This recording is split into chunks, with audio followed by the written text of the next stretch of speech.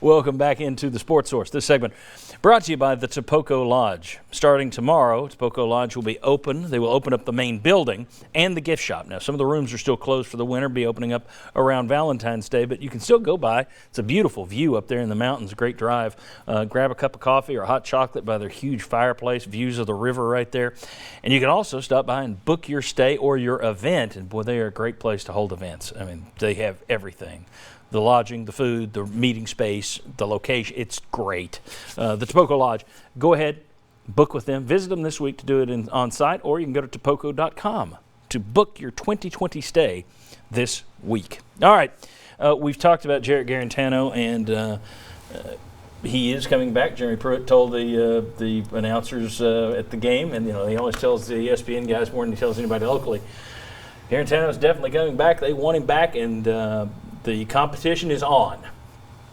If I'm Jarrett Guarantano, and I know that the crowd went wild when Maurer came in and they weren't happy when I came back in, I don't know that I would want to put up with that. But your thoughts on Guarantano and his decision to return. Is that the right one overall? I think it's right for the team. I think the team needs as much competition as possible. Is it the right one for him? It depends. I think it's all down to, does he believe he can go pro? And I think that's where he's thinking. Yikes. And so he wants to be under the same offensive coordinator one more time, not have to go through a fourth playbook. Yeah.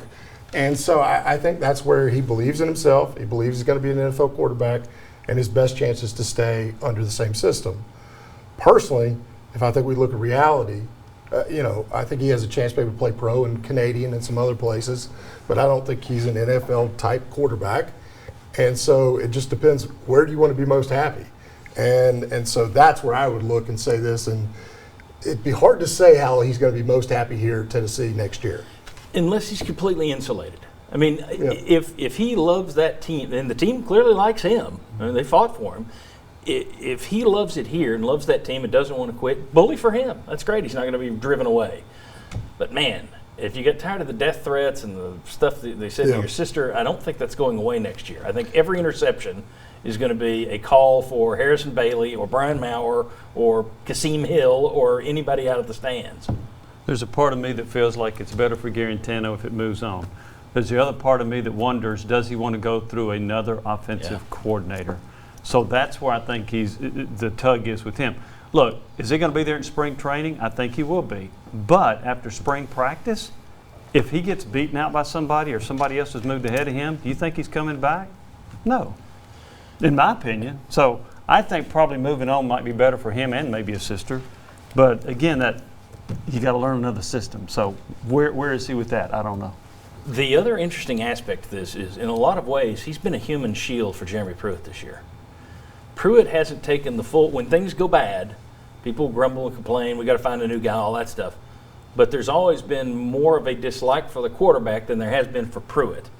If Guarantano leaves and things don't, then it's all on Pruitt. I'm not saying that Pruitt's keeping him to use him as a human shield. I just think that that's part of the dynamic. Pruitt has avoided some heat and changes because of Guarantano being there.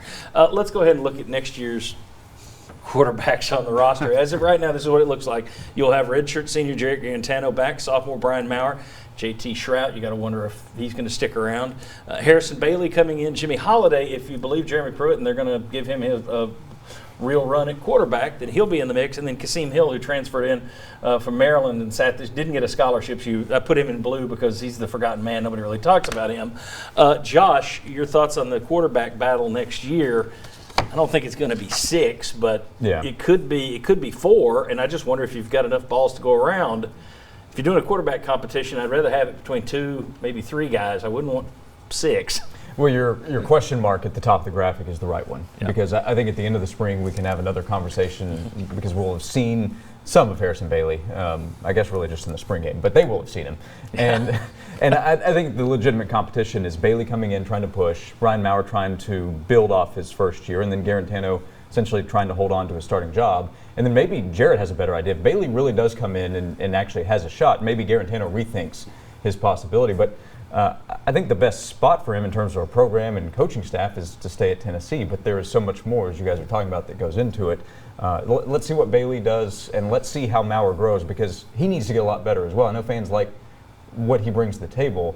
The coaching staff didn't quite as much as the season went along. So I just think there's so much to be determined, but it overall has to be better at quarterback if Tennessee's going to be better next year. And that's the other thing that gets lost in the Garantano discussion that's come up a lot. The 2 long runs for Eric Gray against Vanderbilt, those are checks from Garantano.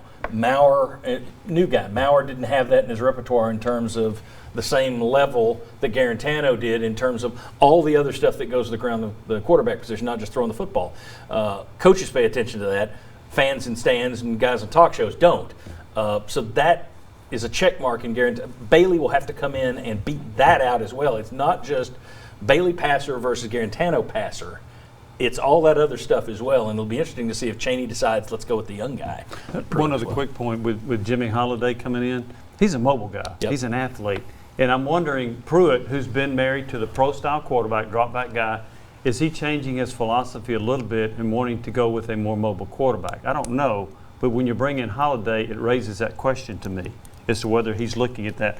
And most defensive coordinators will tell you they hate playing against mobile quarterbacks because you can have the right defense call, and then you have a Deshaun Watson who does what he does yesterday, breaks out of the pocket and makes a big play.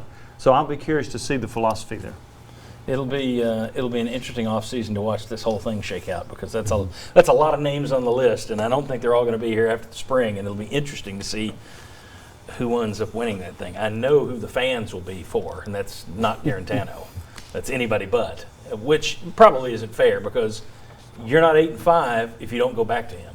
That's right. That's right. Yeah. It's not a great position if you're Jeremy Pruitt to be in, I don't think, in terms of figuring out which guy to go. And the other interesting thing is, one thing I think that he needs to fix, and this is one where I'd grade him down, I think he's still a little too wishy-washy when it comes to his quarterbacks. There have been several times this year where a guy makes a bad throw and they yank him and put in the other guy.